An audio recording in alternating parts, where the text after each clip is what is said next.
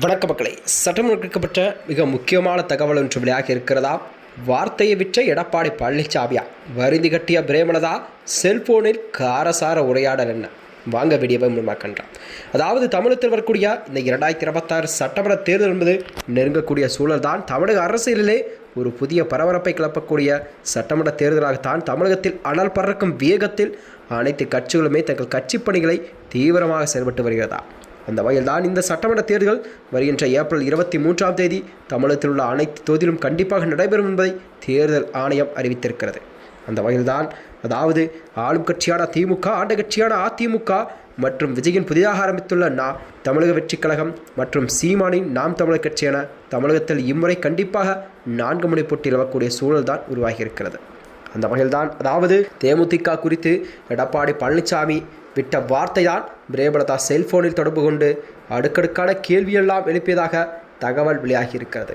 அதாவது தனியார் தொலைக்காட்சி நேர்காணல் ஒன்றில் தேமுதிகவின் பொறுப்பாளர் பிரேமலதா விஜயகாந்த் அவர்கள் கூறுகையில், கூட்டணிக்கு தலைமையில் இருப்பவர்கள் அழைத்தால்தான் நாங்கள் செல்ல முடியும், அப்பொழுது கூட்டணியின் நல்வுறவு ஏற்பட்டு கண்டிப்பாக வெற்றி பெற முடியும் என்ற விளக்கத்தை கொடுத்திருக்கிறார்.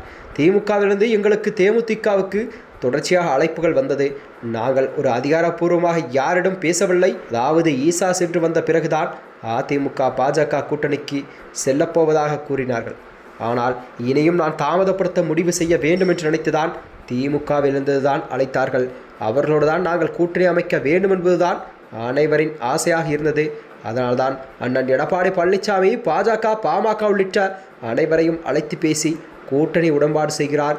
ஏன் தேமுதிகவை மட்டும் ஏன் அவர் எடப்பாடி பழனிசாமி அழைக்கவில்லை என்ற கேள்வி எடப்பாடி முன்வைத்திருக்கிறார். அதனால்தான் எல்லோருமே உடைந்தோம். உங்கள் கூடவே நம்பியிருந்தவர்களை நீங்கள் தேமுதிகவை விற்று உங்களை விற்று ஓடி வந்த அந்த 2 கட்சிகளுடன் முதலில் கையெழுத்து போடுகிறார்.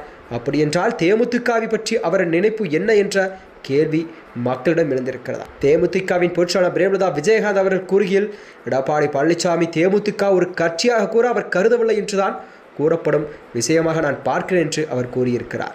அது மட்டுமின்றி அவர் கூறியதாவது, அரசியலில் நாகரிகமும் கண்ணியமும் மிக முக்கியம். அதாவது ராஜ்யசபா சீட் பற்றி எடப்பாடி தவறாக பேசி வருகிறார் என்று கூறியிருக்கிறார். அதனால்தான் ஆதாரத்தை வெளியிட்டு நாங்கள் அவரை 100% நம்பினோம். ஆனால் அந்த ராஜ்யசபா சீட் தருவதாக சொல்லிவிட்டு தரவில்லை. தொலைபேசியை கூட அதை விளக்கவில்லை.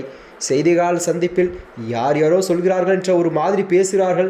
நான் அதன் பிறகுதான் அவரிடம் தொலைபேசியில் பேசி மறுப்பு தெரிவித்தேன். அதாவது எடப்பாடியின் வார்த்தை தான் எங்களை பாதித்திருக்கிறது, கேட்டதற்கு எதுவும் சொல்லவில்லை என்று மழுப்பியிருக்கிறார். அரசியலில் மாண்பு முக்கியம், ஆனால் நாங்கள் அவருக்கு காத்திருந்தோம். அவருக்கு தான் முக்கியத்துவம் புரியவில்லை. நாங்கள் அதாவது 0.5% வாக்கு வங்கியுடைய கட்சி என்கிறார் தமிழகத்தில் என்று எங்கள் கட்சியை அவர் குற்றங்களை சாட்டியிருக்கிறார். இது 2024 நாடாளுமன்ற தேர்தலே தெரியவில்லையா? இப்போதுதான் எங்களின் அருமை புரிந்தது.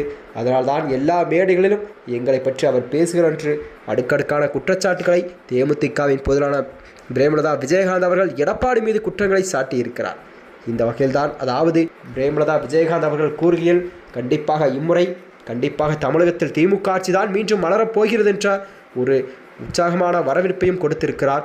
மேலும் வருகின்ற 2026 சட்டமன்ற தேர்தலில் கண்டிப்பாக யார் முதலமைச்சர் என்பதை பொறுத்திருந்து பார்க்க வேண்டும் என்று கூறியிருக்கிறார்.